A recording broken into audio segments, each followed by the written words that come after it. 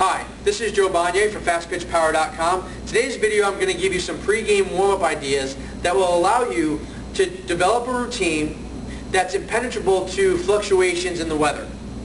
No athlete wants to get on the ground and stretch out before the game if the ground is cold and wet. But you don't just want, as a coach, you don't want to drastically adjust your pre-game activities because of the weather. You want to create a stable, consistent routine that prepares your athletes optimally to perform at their highest and also to perform safely. A warm-up routine should consist of flexibility exercises, core strength exercises, and body weight strength training exercises that are often referred to as dynamic flexibility exercises. I'm going to give you some ideas on how to create a comprehensive warm-up, right? Also, that doesn't take very long. Your athletes don't have to look forward to a long, arduous warm-up, okay, or complicated warm-up. 7 to 10 minutes is plenty if it's dense, if it's intense, and if it's focused. The first idea I have for you as a coach is to invest in a bag of team hand towels. This is going to allow your athletes to get on the ground even when the ground is wet. If you're worried about the space expense of a bag of towels, that stack of towels right there is 15 towels. It doesn't take up that much room. If you have 15 to 20 girls in your team, 15 to 20 towels isn't going to take up much space on your travel van or travel bus. Okay, and again, it's really going to expand the category of exercise that you can use to prepare your athletes optimally. The first exercise I'm going to show you using the towel is an exercise to improve flexibility in the front of the hips as well as power up the muscles in the back of the hips. If you've followed previous videos, you know that I talk a lot about this movement called hip extension. Okay, this movement of the hips out of a flexed position into an extended position.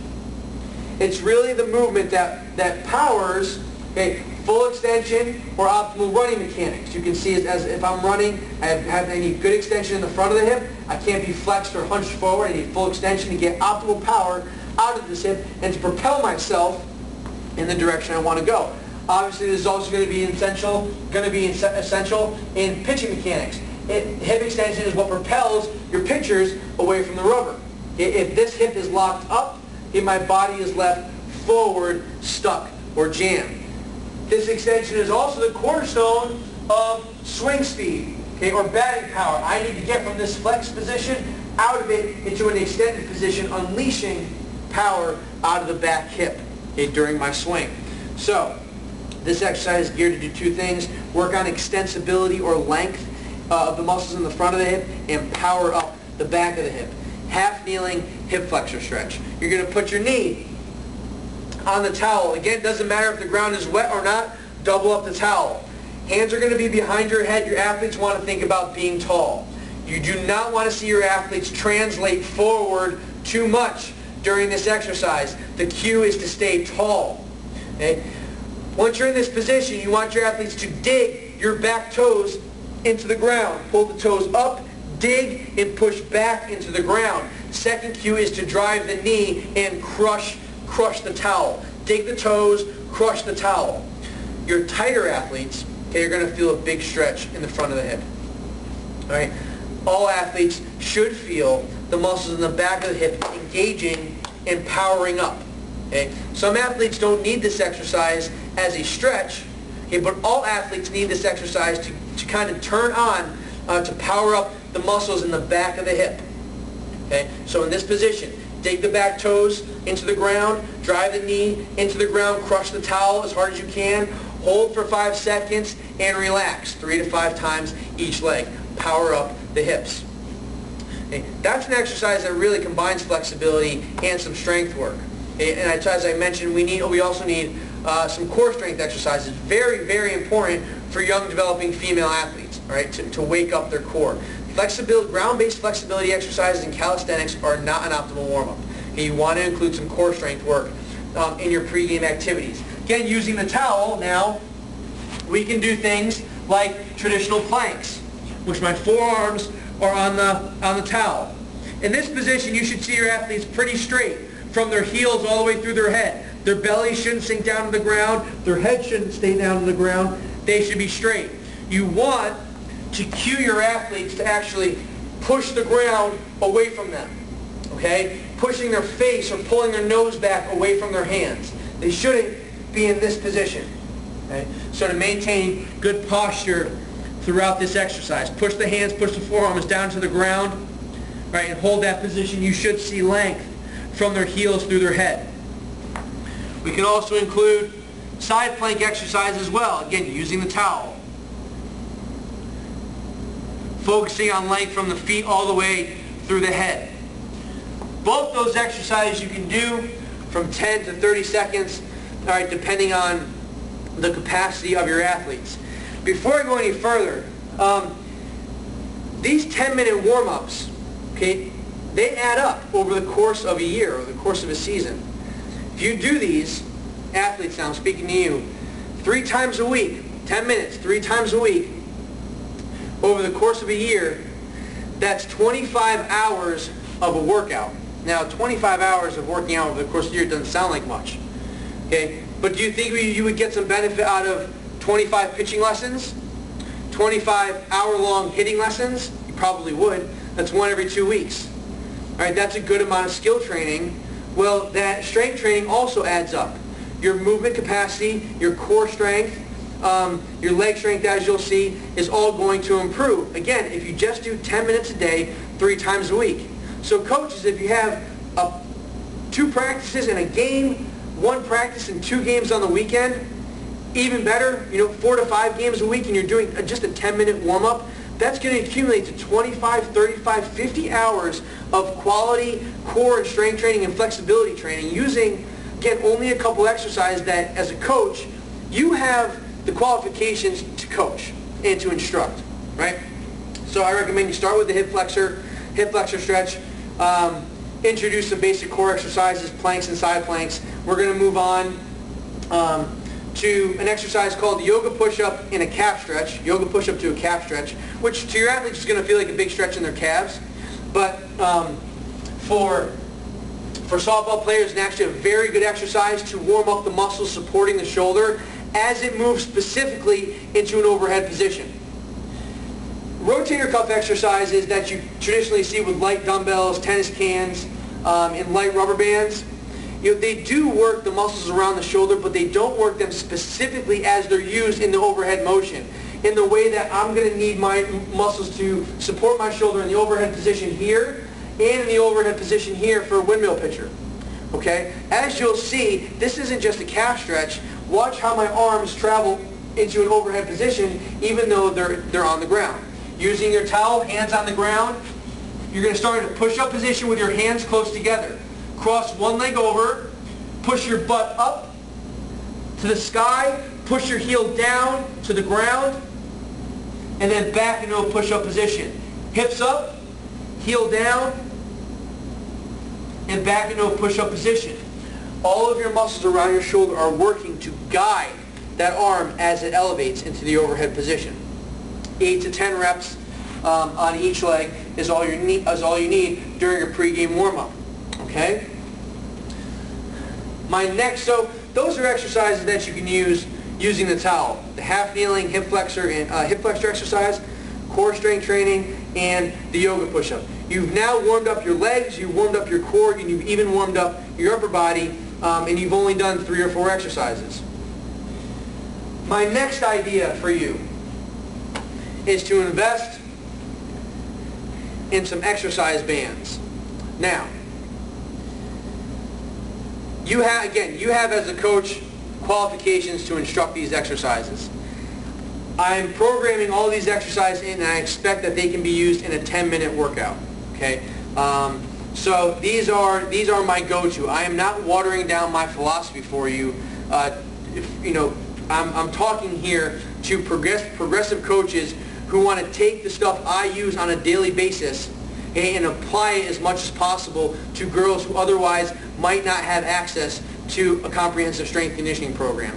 These 2 little $2 bands can go a long way to helping your athletes perform better, get faster, get stronger, and for female athletes especially, stay safe over the course of the season. Female athletes are obviously at a greater risk for lower body injuries, specifically around the knee. The knee and stability of the knee, position and stability of the knee, okay, is determined by the muscles around the hip and the lower trunk or the core. These are the muscles that are turning my knee out and in, putting them in a stable position, and when weak, leaving them in an unstable position. It starts in this quadrant of the body. These bands I use every single day, every single workout with my athletes. You don't have to take your shoes off, but if you buy, I suggest buying a bunch of green bands, a bunch of yellow bands. Okay, green's going to be up around your knees. Yellow's going to be around your ankles. In this position, you're going to set your athletes up in a base athletic position with your knees pointed out over your toes. Okay? This is the most stable, this is the strongest position for your athletes. The muscles being recruited here are really the rotator cuff muscles of your hip. Okay? The hip is a ball and socket joint, so it has freedom to move in a variety of directions. The small muscles around the hip are what secure the hip and secure the stability of the upper body on top of the lower body. The hip has rotator cuff muscles just like the shoulder. So these muscles need to be warmed up, all right, to establish hip stability. But as I mentioned, hip stability and hip muscular activation determines knee stability and determines the position of your upper body on top of your lower body. It starts in this area. So important. The half-kneeling hip flexor stretch, yes, it does power up the back muscles of the hip, the glutes, but the deep rotator cuff muscles are turned on and strengthened using these mini bands. Two exercises I do with my athletes is backwards walking, in which I get in an athletic position, my head is down, my knees are out, okay, and I take 2-inch steps backwards on train tracks. I keep my feet on imaginary train tracks. 2 inches, 2 inches, 2 inches, 2 inches, 2 inches, 2 inches. It doesn't look like much. This exercise is a killer, okay, again, on the glutes here. Very, very, very important muscles. 10 to 15 yards is really all you need for that exercise. The second exercise I use with these bands is sideways walking. 2 inches, 2 inches, 2 inches, 2 inches. The focus here is on keeping the knees driven out, the feet straight ahead. You're going to see your weak athletes get crushed by these bands. They're going to be here. Cue them to drive their knees out, to rip that top band apart, and to stay disciplined and to focus. Okay? You're not going to be doing these exercises for very long. 2 to 4 minutes of band work is all you need to prep the hip muscles for more complex movement. And like I mentioned, 2 to 4 minutes 3 times a week is going to add up over the course of a year. Okay, your athletes, even 6 months, okay, 6 months doing that consistently every day is going to put them in better positions, keep them stable, and keep them more efficient. Those are my major adjustments to your warm-up. Get some towels, invest in some mini bands, be a progressive, proactive, all right, softball coach, be a progressive athlete, all right. Do those exercises before your skill lessons, all right, before your individual practices, even if you want to do them at home. If your team's not going to do them, you buy them. They're super. You're looking at $2.50 towel, all right, $2.50 mini band, $7.50, okay, and you've just done a full workout routine. And you've activated and prepped your body, all right, better than sitting on the ground just cranking on your quads and cranking on your hamstrings. The exercise that you're going to finish with are bodyweight strength training or active dynamic flexibility exercises and some plyos. And again, these are going to be appropriate for when the ground is wet and you don't want to do too much lateral agility or high intensity agility exercise. You want to keep your athletes safe before the game. Let them go all out during the game. Okay. The first exercise I'm going to recommend. You know what? If you're going to be in circles, I know a lot of teams will warm up in warm-up circles. You can do these exercises in place. You can also walk with this exercise if you're going to warm up in lines. Okay. First exercise is a quad stretch. Here, heel to butt to a reverse lunge. Okay. Heel to butt to a reverse lunge. Super simple. Stay nice and tall. Take a big enough step back into your standing position. If you're going to be walking in lines, you're going to do a quad stretch to a forward lunge and then walk through. Quad stretch, forward lunge, and walk through.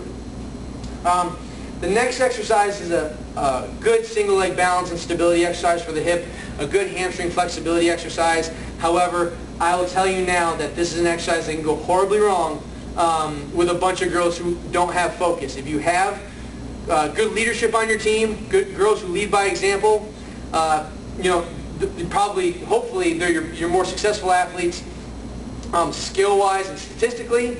Great. If they're leading the team, if they take this stuff seriously, then the rest of your team will. This is an exercise that can become a circus if your athletes aren't focused, but it's very, very important. All right, again, it's working on single leg stability and hamstring flexibility, two things that all athletes need. And again, this is an exercise that I'm doing every single day with my athletes and working on. Now, I make it look simple. It's not going to go this easily with your girls at the beginning, but again, too many things good with this exercise to omit, all right, just because technically it's difficult. You're going to balance on one leg, you're going to bring your knee up, knee hug, and tall to, call it single leg Superman, just reach and get super long, okay? Up into a knee hug, single leg Superman, reach, get long. The leg you're standing on here, as you reach, you're going to bend. You're going to bend, you're not going to be stiff. You want your hips, hip flexors here, pockets, to be pointed directly at the ground as you reach, okay? You want your hips level. You don't want to see your athletes opening up this way. Keep everything square to the ground. The success of this exercise with your team is going to be determined by the girls, all right, who take it seriously, who demonstrate it, by coaches who take it seriously, and they only have to do 8 to 10 reps on each leg before your game. Okay? The other exercises technically aren't that difficult. Hip flexor stretch, mindless. Planks, mindless. Quad stretch into a lunge, fairly easy. Knee hug, single leg Superman, not easy. It's one exercise they have to focus on. I don't think that's an unrealistic expectation. Okay, and it's going to go a long way. Again, 10 minutes, 3 times a week, all year round is 25 hours of quality strength training. Okay, it's a good investment. Finally, kind of going through here, we started with hip flexor stretch. We then moved to core exercises. We warmed up the shoulders and calves with the yoga push-up. We did our band work. Quad stretch into a lunge, knee hug, single leg Superman. We're going to finish with some plyos that prepare the muscles to work quickly, prepare the body to start and stop quickly as well. Okay? So the best exercise to start with is just to jump and stick. We're going to start knees out, butt back, knees out, butt back, pause, jump, stick. Even if the ground is wet, this is not a dangerous exercise. Okay? Knees out, butt back, jump, and stick. Okay? 5, 6 reps is all you need. They have to be max effort, though. Your athletes have to give something, put something into these exercises to get something out of them. And the last thing I would recommend on wet grass is going to be low amplitude, 2-foot forward hops or even just hops in place. You're going to start on one leg. Okay, it's the same thing as a jump. Butt back, here, butt back, okay, jump, and stick, and reset. Butt back, jump, and stick. Okay, hips back, jump, and get low. That's really it. You can finish by running your athletes out to the fence, by doing some traditional calisthenics, whatever you feel is safe on the ground that day. Your shuffles, your backpedaling, skipping, whatever it is you do. But those exercises I would use regardless of the ground conditions. With the jumping, again, 5 to 6 reps of 2-legged jumps, 5 to 6 reps, that's 5 to 6 times, that's it. All right, not 15 jumps, not 25 jumps, not jumps for a minute. 5 to 6 is all you need, then move on, okay? They just have to focus. If you can dial down the total time, the better chances your athletes are going to be focused on those exercises. And I can't stress this enough, that this stuff adds up when coached correctly, right? You don't have to progress. You don't have to get crazy with the progressions. They don't have to get complicated. All right, don't be mistaken. You don't need complicated specific exercise. You don't need complicated plyos, jumping, or agility exercise to get your athletes prepared. You're going to see when you dial down these exercises, you're going to see your athletes move pretty poorly with relatively simple with simple drills. Balancing on one leg is going to be difficult. Okay? Jumping and landing on one leg is going to be difficult. How do you expect them to make complicated, super athletic plays on the field if they just can't balance on one leg or jump on one leg and land in place and balance? Okay, when they're not having to react to anything. These are simple. Hey, you're a better coach than I. Learn how to communicate this stuff based on what you know your athletes value and what your athletes are working on. If you have questions or comments, post them below. I'm going to post other routines that you can choose exercises from as well. If you want to make your warm-ups more extensive, if you're looking to create a post-game or post-practice body weight workout routine in which you need a few more exercises to choose from. Okay, I appreciate you watching. I actually produced this video because I got a question from a college coach last week who asked me to adjust a prior routine that I put on the website, okay, and adjust it for his athletes to use for when it was raining out. And I thought it was a fantastic question and an issue that a lot of coaches and athletes run into. So I want to thank that coach for submitting this question to me via email. If you have questions or comments, post them below. Thanks for watching.